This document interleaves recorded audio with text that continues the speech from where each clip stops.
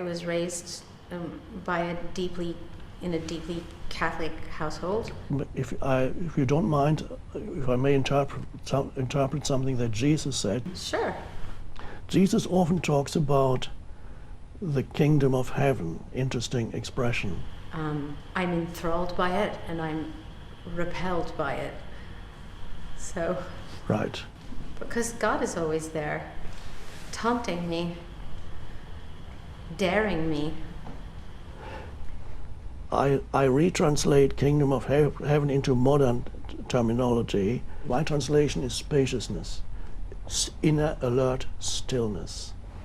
That's the primordial teaching in Jesus. Find that within yourself. I know, but there's deeper meanings to that if you read literally. But he was, not just him, there are other sages and prophets that, quote unquote, talk back to God.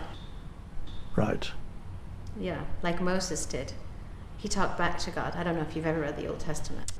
He used that analogy to point to an inner reality where you're able to be alert and still. Then when you relate to other human beings. I am. But underneath, so to speak, the personality. When I asked you a question earlier, I just want you to know you looked away, and that's a tell. So. But consciousness is not a personal thing. So when I look at you, first thing I would see is your personality, and of course the physical body and the personality, whatever makes up your personality. But if I look more deeply and not just look, but actually sense your presence, I know that beyond your personality, there's an essence in you that is one with the essence in me. Mm-hmm. And that recognition is what Jesus called love. That's good to know. And then you create spaciousness.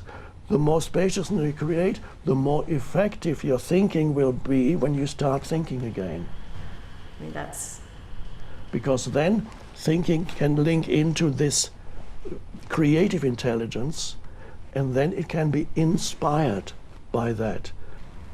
That's the journey of an artist. Because if you don't make yourself vulnerable, you can't channel creativity, right? Right. My feelings of being vulnerable allow me to create.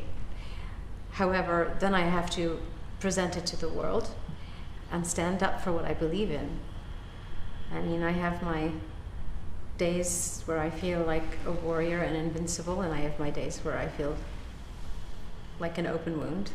Well, first you have to be careful with yourself so that you do not get drawn to either one or the other extreme.